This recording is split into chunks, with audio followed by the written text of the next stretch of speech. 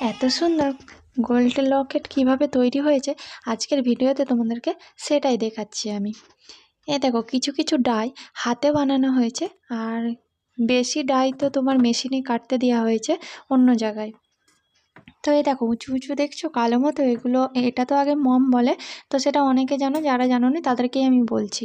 এগুলো ওভেন দিয়ে দিয়েছে, আর কাজও শুরু হয়ে গেছে। হাতে বানানো ডাই আর মেশিনে বানানো ডাই নানান ধরনের জিনিস লাগছে, তো সেটাই তোমাদেরকে দেখাচ্ছি একটু একটু করে। এখন এটাকে সাজিয়ে নিচ্ছে, আর তার সাথে তোমাদেরকে এটাও দেখাচ্ছি যে কি কি লাগছে। দেখো তারও লাগছে, কিন্তু তারটা আলাদা জায়গায় টানতে হয়, তার জন্য আলাদাভাবে সোনা রাখতে হয় গালিয়ে। আর এটার জন্য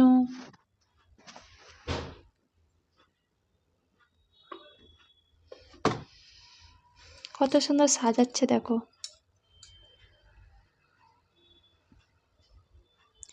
22 ক্যারেট গোল্ড 916 কাজই হচ্ছে এখানে, ভারী সোনার কাজ যেটা। আর লকেট 1 গ্রাম থেকে শুরু হচ্ছে, 1 গ্রাম থেকে 4 গ্রাম। এই যে এটা না আমি না পারি না, আমাকে দিয়েছিল তো মমটাকে ওভেল দেওয়ার জন্য, জাস্ট আমি প্রথম করেছিলাম সেই জন্য এমনি হয়েছে। তো আরও অনেক লকেট সাজানো হয়ে গেছে, সেগুলোই তোমাদেরকে দেখিয়ে দিচ্ছি একটু একটু করে। দেখো এইগুলো যে এগুলো হাতে বানানো ডাই তৈরি হয়েছে, এখন যেগুলো লাগাচ্ছে।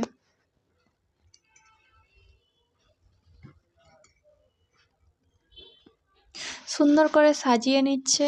এরপরে আরও অনেক ধরনের কাজ আছে, তো সেটা তোমরা অবশ্যই ভিডিওটা প্রথম থেকে শেষ অবধি দেখলে তবেই বুঝতে পারবে, কেউ স্কিপ করলে কিন্তু বুঝতে পারবে না।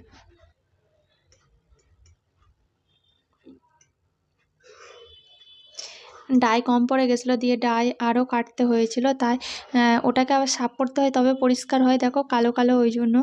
আর আরও অনেক ধরনের লকেট বানাচ্ছে, তো এই এক ধরনের দেখো ডিজাইন, সবই আলাদা আলাদা ডিজাইন, দেখতে থাকো। এই যে এগুলোও লাগাচ্ছে, তো ঝুমকার ওই যে ঝুমকা লাগাবে আর কি লকেটের সামনে, তো সেই জন্য এই রিংয়ের মতো এটা করছে। এটার নাম অনেক অনেক কিছুর নাম আমি নিজেই জানিনি। দেখো তো সাজানো প্রায় হয়ে এসেছে, আর কয়েকটাই বাকি আছে, সেইগুলোও সাজিয়ে নিচ্ছে। আর আমিও ভিডিওর মাধ্যমে ক্যামেরার মাধ্যমে আমি এগুলোকে তুলে নিলাম। এগুলো সাজাতে অনেক দিনই টাইম লেগেছে। এই দেখো এগুলো হলেই কমপ্লিট হয়ে যাবে সাজানো। আমরা তো সবাই সোনার জিনিস পরতে পছন্দ করি, তো সবাই মানে অতি সহজে মনে হয়, আর কষ্ট কিন্তু প্রচুর পরিমাণে হয়, আর টাইমও অনেক লাগে।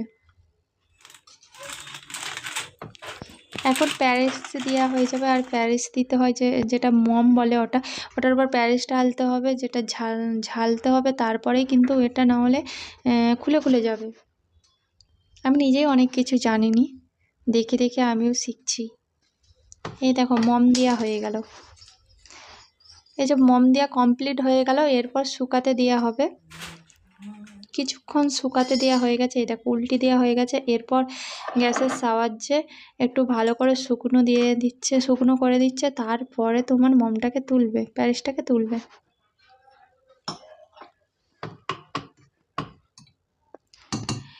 প্যারিসটাকে ওঠানোর জন্য দেখো, মমটাকে ওঠানোর জন্য কিছু কিছু ডাই কিন্তু রয়ে গেছে, এগুলোকে আবার বাড়াখাটনি মনে অনেকটাই কষ্ট করতে হয় আঠা দিয়ে এটাকে চিপকাতে হবে, যার কারণে ঝাল তবে ভালোভাবে ঝালাই দিতে পারবে না, হলে কিন্তু ঝালাই দিতে পারবে না, কাজটা নষ্ট হয়ে যাবে।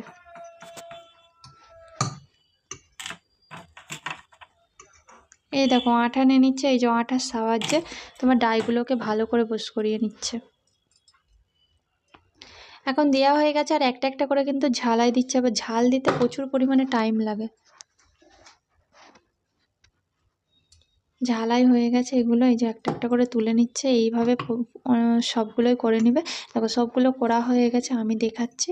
আর এই যে ঝুমকা তৈরি করার জন্য ঝুমকাগুলোকে তৈরি করছে, এটা ঝুমকা বলে দিচ্ছি, তো ঘুঙরু আর সাফ করা হয়ে যাচ্ছে। গেছে। এই দেখো অ্যাসিডে সাফ করার পর কত সুন্দর পরিষ্কার হয়ে গেছে এটা। তারপর যে ওই প্যারিসগুলো রয়ে গেছে ওইগুলোকেও ভালো করে পরিষ্কার করে নিতে হবে।